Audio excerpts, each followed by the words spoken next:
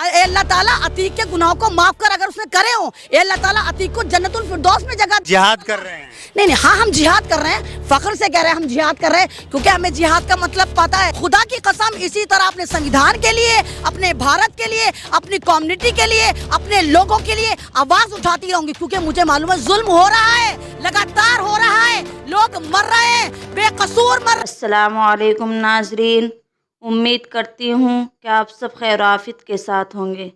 अल्लाह आपको ऐसे ही खुश रखे। आज की वीडियो है जिस पर हम रिएक्शन करने वाले हैं अतीक अहमद के ऊपर। ईद के मौके पर लोगों ने अतीक अहमद को लेकर क्या कहा, आइए वीडियो देखते हैं, फिर इस पर चर्चा करेंगे। तो चलिए वीडियो शुरू करते हैं। अल्लाह ताला अतीक के गुनाहों को माफ कर, अगर उसने करे हो अल्लाह ताला अतीक को जन्नतुल फिरदौस में जगह। जिहाद कर रहे हैं? नहीं, हाँ हम जिहाद कर रहे हैं, फख्र से कह रहे हैं हम जिहाद कर रहे हैं, क्योंकि हमें जिहाद का मतलब पता है। खुदा की कसम, इसी तरह अपने संविधान के लिए, अपने भारत के लिए, अपनी कम्युनिटी के लिए, अपने लोगों के लिए आवाज उठाती रहूंगी, क्योंकि मुझे मालूम है जुल्म हो रहा है, लगातार हो रहा है, लोग मर रहे हैं, बेकसूर मर रहे हैं। बाबा यही तो है, जब ये सांसद थे तो संसद में कैसे रो रहे हैं, मुझे जेल में रख लिया, कैसे रो रहे थे, मेरा एनकाउंटर हो सकता था। ये जो कह रहे हैं अतीक अहमद अमर रहे, उसका समर्थन करेंगे, विरोध करेंगे? मैं तो समर्थन करूंगी भाई, उस अतीक अहमद ने उसके साथ कुछ अच्छा करा होगा, जब तो अतीक अहमद अमर रह कह रहा होगा। आप अतीक अहमद का एक ऐसा बयान दिखा दीजिए जहां वो कह रहा है उठो मुसलमानों, वध करो, उठो मुसलमानों, ये बैंक लूटो, उठो मुसलमानों, इस एटीएम को, पेटीएम को लूटो। देखिए अतीक अहमद को मोस्टली लोग जो इंसान है वो अमर रहे कह रहे हैं। आपने देखा कि एक कांग्रेस का नॉन मुस्लिम नेता तो उनकी कब्र पे तिरंगा लेके पहुंच गया और सैल्यूट कर रहा है और कह रहा है अमर रहो। वो तो कह रहे हैं कि भारत रत्न भी उनको दिया जाए। लेकिन दूसरी तरफ जिस तरह अतीक अहमद को धोखे से पुलिस कस्टडी में मारा और मरवाया जाता है और उसके पूरे साम्राज्य को हड़पा जाता है और लोग कह रहे हैं कि माफिया मार दिया, माफिया मार दिया। भाई कौन सा माफिया मार दिया? माफिया किसको कहते हैं पहले तो इन लोगों को पता होना चाहिए। माफिया उसको कहते हैं जो बैंक लूटे, माफिया उसको कहते हैं जो लोगों को लूटे। माफिया को तो माफिया ही कहा जाएगा ना। तो तुम्हारा बैंक लूटा, तुम्हें लूटा, तुम्हारे घर में डकैती डाली, किसके घर में डकैती डाली? माफिया का मतलब ही पता है कि माफिया कहते किसको हैं। अतीक अहमद की तमाम आप स्पीचेस सुनिए, उसके स्टेटमेंट सुनिए, वो हमेशा यही जोर दे रहा है कि अपने बच्चों को पढ़ाइए। और अतीक अहमद को सारी जिंदगी इस बात का अफसोस रहा कि अतीक अहमद क्यों नहीं पढ़ पाए। और दूसरी बात, अगर माफिया माफिया कह रहे हैं, हाँ आप ये कह सकते हैं कि एक तरह के वो पावरफुल आदमी थे, बाहुबली थे। बीजेपी में जैसे बाहुबली होते हैं वो भी मुसलमानों में बाहुबली थे। और दूसरी बात ये कि बीजेपी का जो एक नेता है नंद किशोर नंदी, वो बाहुबली यानी अतीक के साथ बिजनेस पार्टनर था, तमाम धंधों में उसके शामिल था। और नंद किशोर नंदी ने ही ये तमाम के तमाम ये पूरा प्लान रचा, उसने ही अतीक को खत्म करने के लिए। इनको अतीक को खत्म नहीं करना था, इनको अतीक का जो साम्राज्य था 14,000 करोड़ का, उसको हड़पना था। इनके पास पैसों की कमी है, इलेक्शन आने वाले हैं, मुल्लाओं का पेज टाइट करना, ये दिखाना देखो मुसलमानों पे पेज टाइट करें। और दूसरी बात, अगर वो माफिया था तो वो तो पुलिस कस्टडी में था ना, पुलिस के साथ था ना। तो और वो 4 लुच्चे लफंगे लड़के आते हैं जिनके घर में सही से खाने को नहीं है, 30-30 हज़ार की, 40-40 हज़ार की, मतलब उन्हें पूरी फील्डिंग लगाई गई, 8-8 लाख की उनको बंदूक दी गई, और वो चारों लड़के जिंदगी में एक बार नहीं मिले थे। आप सवाल क्यों नहीं करते? आप तो मीडिया वाले, आप भी गोदी मीडिया की तरह हो गए, आप सवाल क्यों नहीं करते? वो 4 लड़के जो थे, जो तमाम के तमाम स्वर्ण जाति से थे, कोई यहाँ का था, कोई वहाँ का था, वो चारों एक ही वक्त में कैसे जमा हो गए? उनको कैसे पता चला कि अतीक अहमद का मेडिकल होने वाला है, इस वक्त होने वाला है, यहाँ पर होने वाला है, मीडिया वहां पर होगा, तब होने वाला है? भाई समझो इस बात को, ये पूरा प्री प्लान करा गया। और जिस तरह आप ये देखिए, अतीक की बीवी के पीछे फील्डिंग लगा दी है, अशरफ की बीवी जैनब के पीछे फील्डिंग लगा दी है, तो ये वाली बात पता चलती है कि इस तमाम एनकाउंटर का, इन तमाम जो जितनी भी कार्रवाई है, इसका जिम्मेदार हमारा जो ये खूनी मीडिया है। मैं तो हैरान हूँ, ये जो अंजना ओम कश्यप है, ये अर्नब गोस्वामी है, ये बदतमीज देवगन है, ये अपनी औलादों के सामने जाते कैसे होंगे? इनकी औलादें तो इनको देखते ही बेडरूम में घुस जाती होंगी और पेपर लिख के रख देती होंगी, हमें आपसे डर लगता है कि कहीं आप हमारा ही एनकाउंटर ना करा दें। लेकिन माफियाओं के लिए इतना दर्द क्यों है आपको? माफियाओं के लिए इतना रहम क्यों है? आपको तो खुश होना चाहिए कि उत्तर प्रदेश से जो है माफिया खत्म हो गया है। जी जी, मैंने देखा किस तरह माफिया खत्म हुआ। अतीक अहमद को मारने के बाद 2 दिन बाद मेरी एक हिंदू लड़की को मार दिया जाता है, जिस वक्त वो कॉलेज से एग्जाम देकर आ रही थी जालौर से, और जिन्होंने माफिया ने मारा था वो पकड़े नहीं जाते।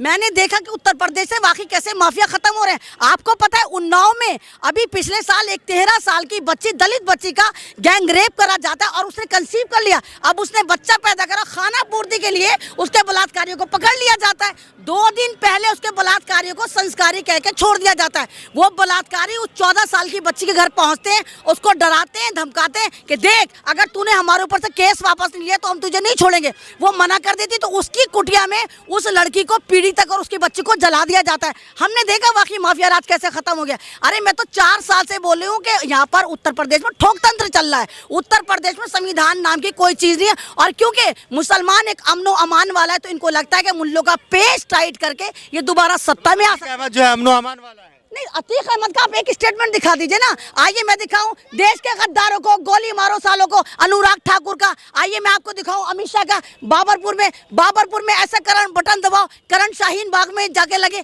तो इन लोगों के तो खुले खुले स्टेटमेंट है। आप अतीक अहमद का एक ऐसा बयान दिखा दीजिए जहां वो कह रहा है उठो मुसलमानों, वध करो, उठो मुसलमानों, ये बैंक लूटो, उठो मुसलमानों, इस ATM को, पेटीएम को लूटो। तो ये ड्रामेबाजी है, सिर्फ मुसलमानों का पेश टाइट करना, अदरवाइज कुछ नहीं करना। तो क्या लग रहा है कि बाबा सही जा रहे हैं?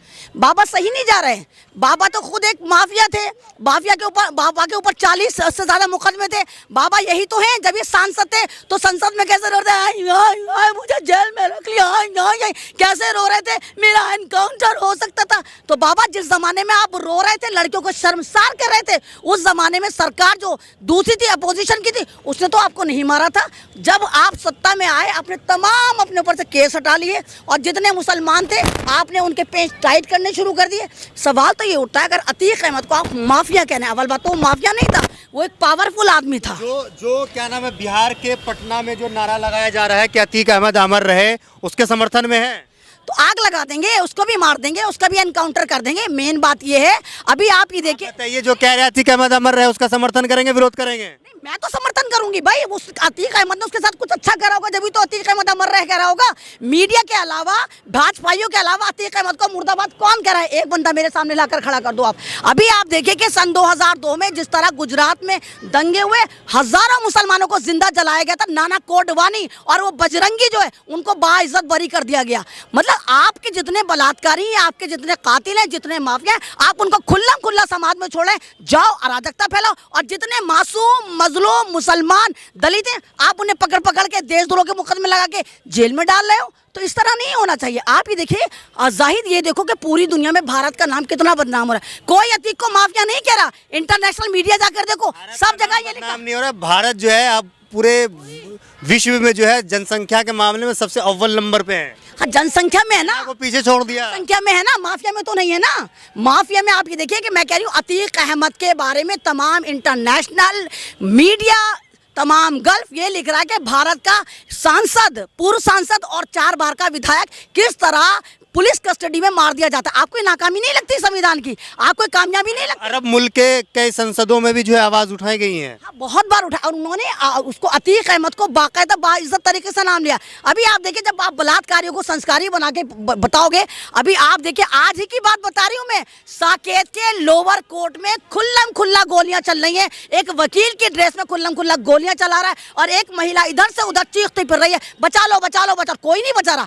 मैं अगर साकेत कोर्ट में अपने केस के रिलेटेड जाती हूँ, मेरा इतना सा बैग है, 6 बार चेक करती है वहाँ की सिक्योरिटी, और वहाँ पर लोग बंदूक तो तमंचे तो रिवॉल्वर लेकर पहुंच जाते, वहाँ चेकिंग नहीं होती। तो इससे पता चलता है कि आतंकवाद को बढ़ाने के लिए किसकी साठ घाट है, आतंकवाद किसकी उससे बढ़ाया जा रहा है। और जब यही होगा, जब आप बलात्कारियों को संस्कारी बताएंगे, आप मुजरिमों को इज्जतदार बना के पार्लियामेंट में घुसाएंगे, आप तमाम बदमाशों को टिकट देंगे, तो समाज की अराजकता इसी तरह होगी, और इसी तरह मासूम मजलूम अवाम जो है डरी रहेगी। अतीक के लिए आवाज उठा रहे हैं, आप भी नारे लगाए होंगे कि अतीक अहमद और अशरफ जो है अमर रहे। मुझे नारे लगाने की जरूरत नहीं, अल्लाह ने मेरी आवाज में इतनी ताकत रखी कि मैं जो बोलती हूँ वो चीज़ वायरल हो जाती है। मुझे पता, मैं सच का साथ दे रही हूँ, और अभी भी मेरे पीछे बहुत सारी एजेंसी, मुझे नहीं मालूम मैं कब उठा ली जाऊँ, मुझे नहीं मालूम मुझे कब जेल की सलाखों के पीछे ये सड़ा दें, लेकिन हाँ, जब तक मैं जेल के बाहर हूँ, खुदा की कसम इसी तरह अपने संविधान के लिए, अपने भारत के लिए, अपनी कम्युनिटी के लिए, अपने लोगों के लिए आवाज उठाती रहूंगी, क्योंकि मुझे मालूम है जुल्म हो रहा है, लगातार हो रहा है,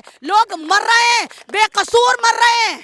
मैं आवाज उठाऊंगी। और इस मुकद्दस महीने में आपने पुलिस कस्टडी में 2 लोगों को मार दिया जो रोजे से थे, तो सवाल ये उठता है कि इंसान सेफ कहाँ है? हम अपने घरों में सेफ नहीं, हम सड़कों पे सेफ नहीं। एक दल आता है, एक गैंग आता है, जय श्री राम का नारा लगाता है, हमारा शिकार करता है, चला जाता है। आपने देखा किस तरह कर्नाटक में इदरीस को मॉब लिंचिंग करके मारा गया और तमाम लोग उसको बचाने पे लगे हुए हैं।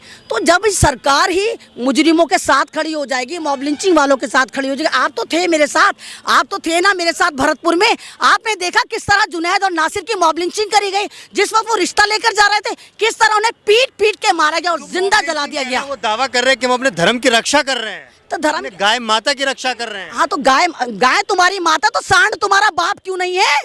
मतलब माँ तो तुम्हारी गाय है, तो तुम्हारी माँ कैसे पैदा हुई? सांड तुम्हारा बाप क्यों नहीं? सांड तो यूं ही फिरते हैं। तो कहो ना, फक्र से कहो सांड हमारा बाप है, क्यों नहीं बोलते हो? तो भैया ड्रामेबाजी है। मजहब की रक्षा अगर तुम करते तो हिंदुस्तान की 4 बड़ी कंपनी जो बीफ एक्सपोर्टर है, लोग जिहाद कर रहे हैं। नहीं, हाँ, हम जिहाद कर रहे हैं, फख्र से कह रहे हैं हम जिहाद कर रहे हैं, क्योंकि हमें जिहाद का मतलब पता है। जिहाद का मतलब है स्ट्रगल करना, लगातार संघर्ष करना। हम संघर्ष कर रहे हैं, हम जद्दोजहद कर रहे हैं, हम संविधान को, हम इंसानियत को, हम भारत को, हम भारत माता को बचाना चाहते हैं। हाँ, हम जिहाद कर रहे हैं। तो क्या लग रहा है कि अतीक और अशरफ और असद को इंसाफ मिलेगा? इंसाफ तो दूर की बात, अब असद की बीवी पे इन्होंने फील्डिंग लगा दी है। ये खूनी मीडिया उसके शिकार पे लग गया है कि कहाँ जाती है शाइस्ता, कहाँ जाती है जैनब। इनका भी एनकाउंटर होना चाहिए, अतीक के जो 2 नाबालिग बच्चे हैं उनका भी होना चाहिए। तो सारा जिम्मेदार जो ये खूनी मीडिया है, जिसको हम चौथा स्तंभ कहते थे, आज ये खूनी मीडिया बैठा हुआ है, उल्टे सीधे नैरेटिव चलाता है, उल्टे सीधे स्टेटमेंट दिखाता है, और इनकी वजह से भारत की भोली भाली जनता जो है